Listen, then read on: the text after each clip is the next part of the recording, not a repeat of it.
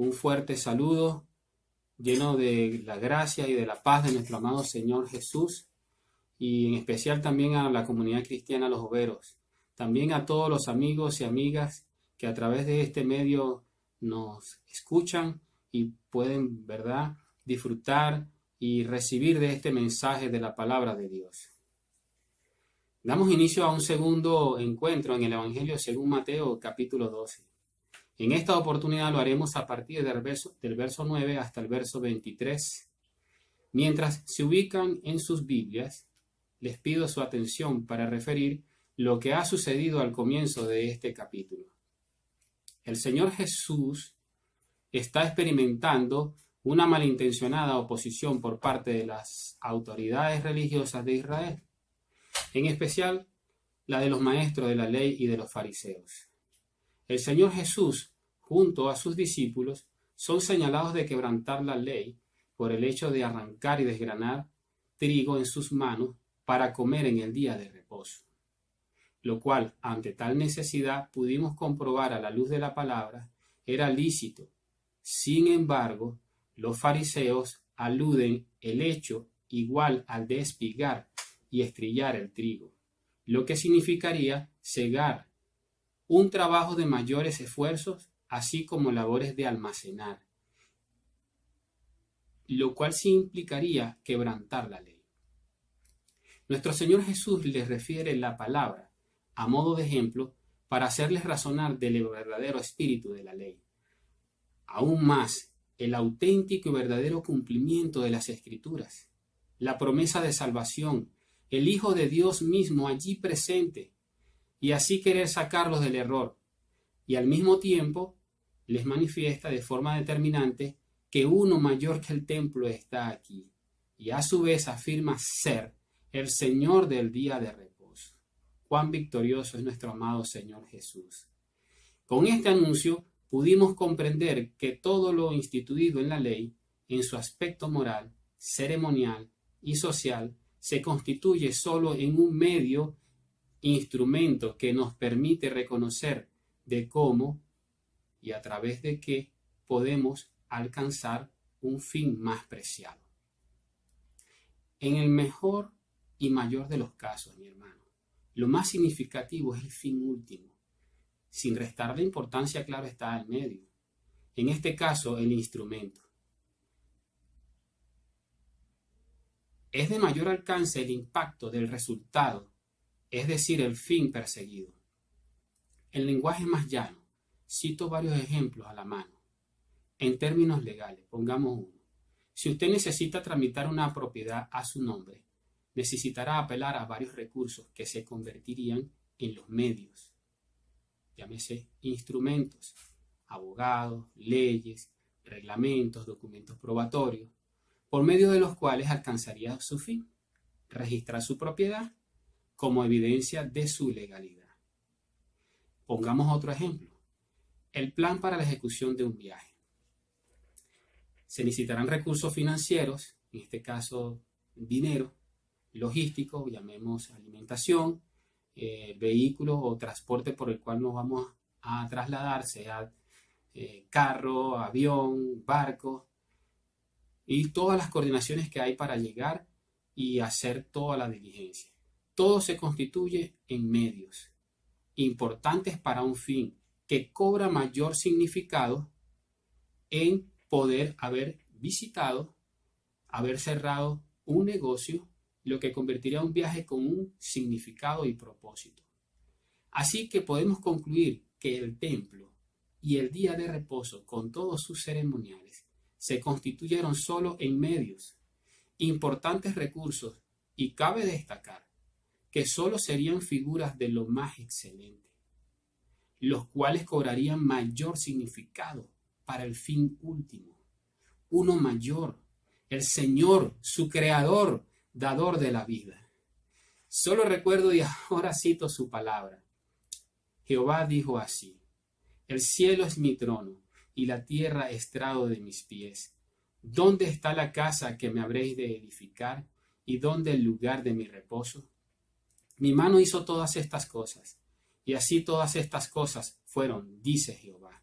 Pero miraré a aquel que es pobre y humilde de espíritu, y que tiembla a mi palabra. Isaías 66, 1, 2. Dicho esto, mis estimados hermanos, estimadas hermanas, ahora contextualizamos de lo que nos quiere hablar el Señor en esta nueva entrega de la serie. Uno mayor que el templo está aquí, Jesús. Sigamos entonces la lectura en el libro o en el Evangelio de Mateo, capítulo 12, versos 9 al 23. Y así leemos. Pasando de allí, vino a la sinagoga de ellos, y he aquí había allí uno que tenía seca una mano. Y preguntaron a Jesús para poder acusarle: ¿es lícito sanar en el día de reposo?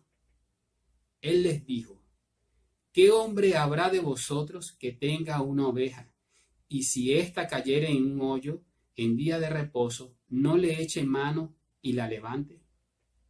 Pues, ¿cuánto más vale un hombre que una oveja? Por consiguiente, es lícito hacer el bien en los días de reposo. Entonces dijo a aquel hombre: extiende tu mano. Y él extendió, y le fue restaurada, sana como la otra. Y salidos los fariseos, tuvieron consejo contra Jesús para destruirle. Sabiendo esto, Jesús se apartó de allí, y le siguió mucha gente, y sanaba a todos, y les encargaba rigurosamente que no le descubriesen, para que se cumpliese lo dicho por el profeta Isaías cuando dijo: He aquí mi siervo, a quien he escogido, mi amado, en quien se agrada mi alma. Pondré mi espíritu sobre él, y a los gentiles anunciará a juicio. No contenderá, ni voceará, ni nadie oirá en las calles su voz. La caña cascada no quebrará, y el pábilo que humea no apagará, hasta que saque a victoria el juicio. Y en su nombre esperan los gentiles. Entonces fue traído a él un endemoniado, ciego y mudo, y le sanó de tal manera que el ciego y mudo veía y hablaba. Y toda la gente estaba atónita y decía: ¿será este aquel hijo de David? Imaginemos esa pregunta, hermano, lo que deja bien claro que el Maestro, el Señor, tenía aún mucho por qué recorrer en esta tierra, un ministerio bien grande. Pero uno mayor que el templo está aquí, se presentó, se despojó de su trono para comparecer en este mundo caído y tuvo que humillarse hasta lo sumo, cumplir su misión y poder haber sido hallado digno. Cuán victorioso es nuestro amado Jesús, amado. No lo digo yo, la palabra nos exhorta a reconocerlo en Hebreos 3, 1, 4. Por tanto, hermanos santos, participantes del llamamiento celestial, considerad al apóstol y sumo sacerdote de nuestra profesión, Cristo Jesús, el cual es fiel al que le constituyó, como también lo fue Moisés en toda la casa de Dios. Porque de tanto mayor gloria que Moisés es estimado digno éste, cuánto tiene mayor honra que la casa el que la hizo. Porque toda casa es hecha por alguno, pero el que hizo todas las cosas es Dios. Jesús realmente, el sumo sacerdote, entrando en la sinagoga de ellos, imagínense, en los templos, en los lugares de reunión. Imaginemos ese momento y hagamos un examen también de conciencia. En aquel momento, un grupo de personas al acecho buscando de qué acusarle, donde dándose el tupé de argumentarle coartadas a través de la ley. Ahorita, en este lugar de reunión, piensen, pero no le den mucha rienda a su imaginación. Solo recordemos y admitamos las veces que hemos acusado a un hermano puesto en autoridad y a servidores todos en el templo. Volvamos a aquel tiempo también. Un grupo de religiosos, aún en medio de la necesidad humana, con ese hombre de la mano seca, discapacitado, buscan acusar al Señor a ver qué podía hacer, pero en el marco de la ley, no en las prontas y buenas acciones. Pero el Señor los abordó de acuerdo a sus necesidades, incluso menos prioritarias que la misma vida humana. Pues, así preguntó el Señor, ¿cuánto más vale un hombre que alguna otra cosa creada? Hagámonos también esa pregunta. Por eso es que el Señor responde con signo de exclamación, lo pondría yo. Por consiguiente, es válido hacer el bien en los días de reposo. Si nosotros para nuestros mismos intereses hacemos lo que sea para cuidarlo, ¿cuánto más hacerlo por la vida de alguien semejante a uno, que es semejante a imagen de Dios? Hermano, tarea para los que investigan. Ya lo hice. ¿Era prohibido sanar el día de reposo? No era prohibido, hermanos. Habían agregado hábitos, costumbres y tradiciones, convirtiéndolas en ley. ¿Qué sucedió entonces? Mateo 12:13. Entonces dijo a aquel hombre, extiende tu mano, y él la extendió, y le fue restaurada sana como la otra.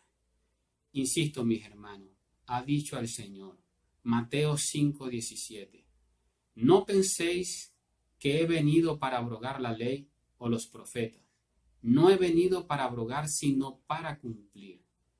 Solo buscaban hacer ver o aún hacerle caer como infractor de la ley. Aquí en Venezuela, entre los refranes populares, dice uno, el que hace la ley, hace la trampa. Pero eso aplica para los terrenales con una visión limitada en sus alcances, jamás comparable a la ley perfecta de Dios. Por ello, mucho cuidado nosotros el querer agregar o quitar algo de ella, interpretar según nuestros planes o conveniencias. Se comienza alardeando de cosas que no están escritas y tan siquiera explícitas o inspiradas para llegar a entender y hacer conforme sanamente nos instruye. Por eso es que salen tantas corrientes y tantas cosas y argumentos que están fuera de todo lugar. Un ejemplo que me gusta mucho, hermano, es que recordemos la escena de la mujer sorprendida en adulterio, traída a la presencia del Señor Jesús. Vámonos al Evangelio de Juan en el capítulo 8, 1 al 5. Y Jesús se fue al monte de los olivos y por la mañana volvió al templo y todo el pueblo vino a él y sentado él les enseñaba. Entonces los escribas y los fariseos le trajeron una mujer sorprendida en adulterio y poniéndola en medio le dijeron, Maestro, esta mujer ha sido sorprendida en el acto mismo de adulterio. Y en la ley nos mandó Moisés a apedrear a tales mujeres. Tú, pues, ¿qué dices? Eso es, hermano, es una concha de mango. Me van a perdonar. Bueno, a los que están en otros continentes, eso es como ponerle el pie para que alguien, una zancadilla para que alguien resbale y hacerlo, caer. Así ellos buscaban hacer que incumpliera la ley. Ciertamente, hermano, en la ley así estuvo establecido. Pero, en primer lugar, no es el Señor quien está infringiendo la ley.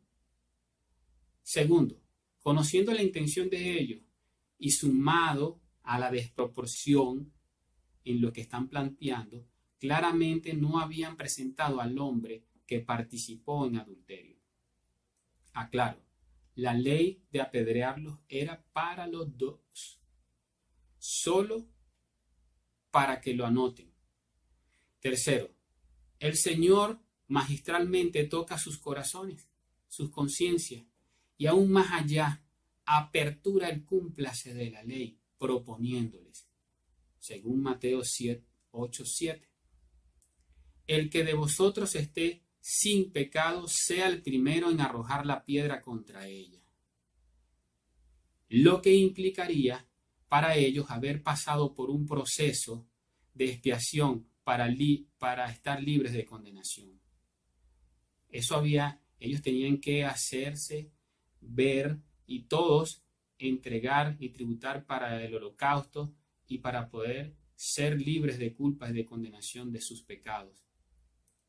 Cuarto, hermano, aún para muchos es un reto teológico lograr entender que del Señor, de su extraordinario carácter compasivo, misericordioso y amoroso, llegaran a pensar que por esa razón tenía la potestad de quebrantar la ley.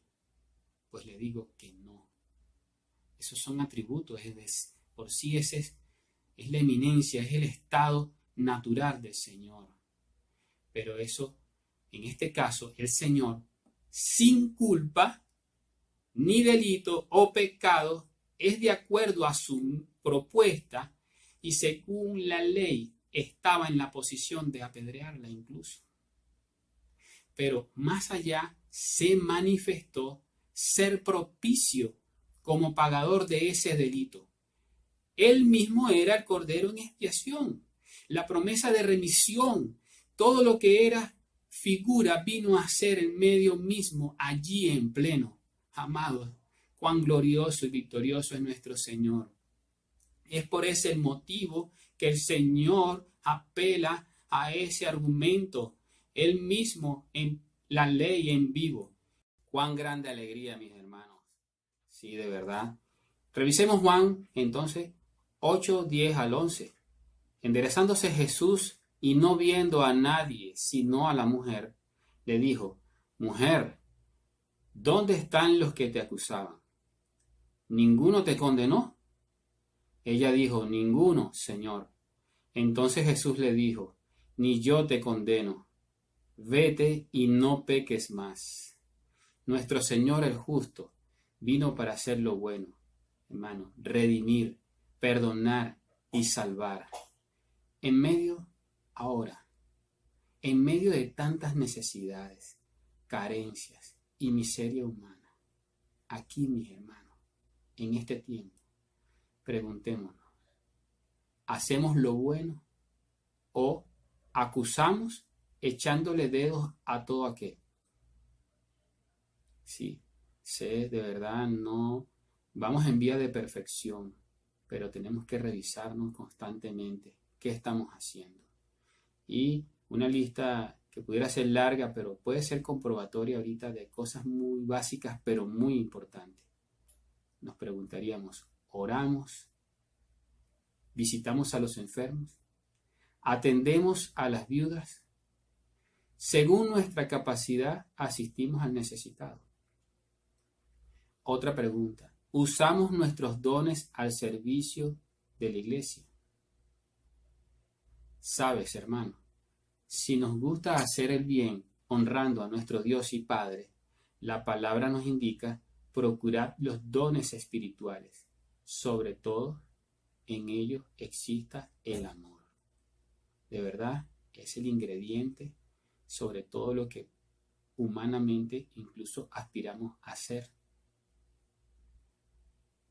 Sin ellos vendríamos a ser, como nos dice la palabra, seríamos como un instrumento, como címbalos que resuenan, retiñen, pero sin ninguna armonía. No funciona para nada. Y de verdad que me ha tocado reflexionar también en ello. Saber hacer lo bueno, en que usted puede ser útil, y no hacerlo, también se nos cuenta como pecado. Al igual, si el Espíritu Santo nos pasa el escáner y haya en nosotros maldad, debemos arrepentirnos, rogar perdón y dar dignos frutos de arrepentimiento. Eso sí. ¿Por qué, hermanos? También pudiéramos a veces pensar que muchas veces pareciera que el Señor queda en silencio. Pero no. Él permanece, Él es eterno, Él continúa su obra, no para nada. Prefiere hacerlo bajo perfil y en otros lugares y en otras áreas donde, bueno, tenemos limitaciones para imaginar. Pero démonos cuenta que en nuestras malas obras nos alejamos de Él. Debemos en todo momento siempre procurar allí ir a sus pies. Porque fíjense lo que pasó en Mateo 12, 14, 16. Y salidos los fariseos, tuvieron consejos contra Jesús para destruirle. Sabiendo esto, Jesús se apartó de allí y le siguió mucha gente y sanaba a todos y les encargaba rigurosamente que no le descubriesen. Ya para culminar en este espacio, hermano, podemos comprender que la convicción de fidelidad del Señor ha sido de tal manera que Él vigilaba era honrar a su Padre.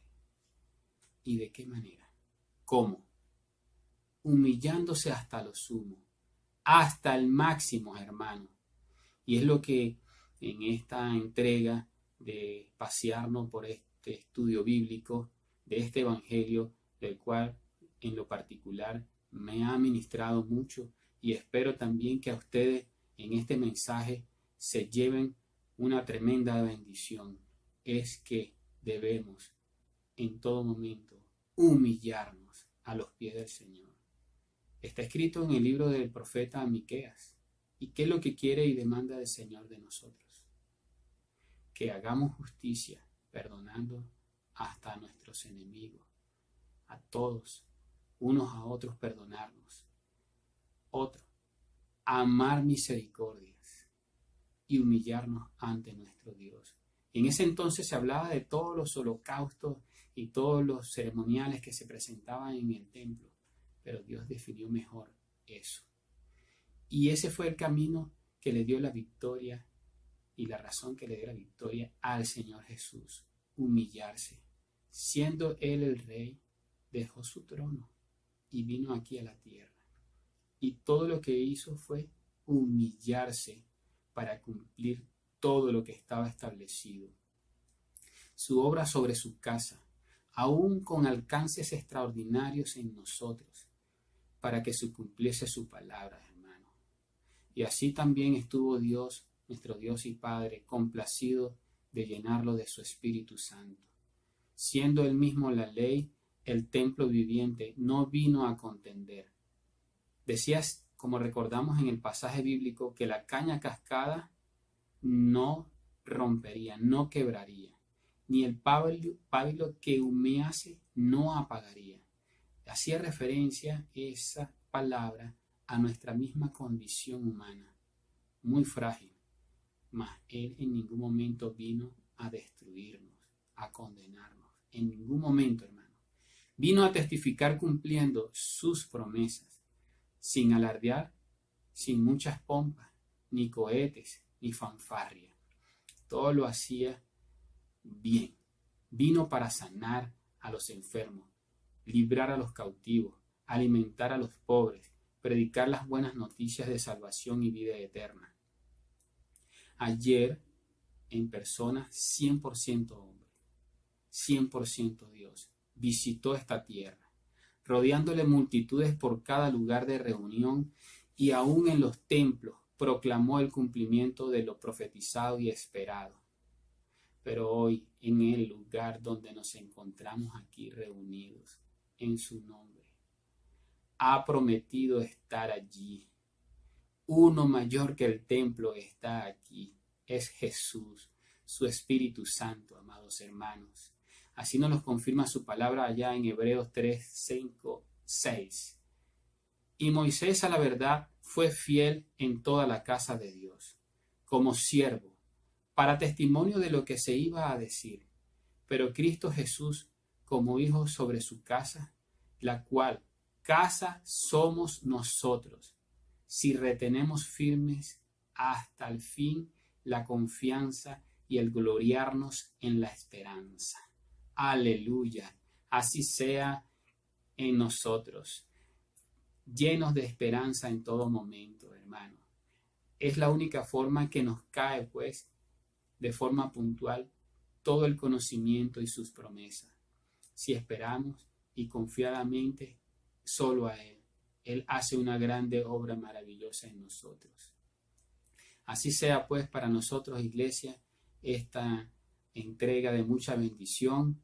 De verdad, en el nombre de Jesús, a nuestro Padre, le damos gracias. En el nombre de Jesús. Amén.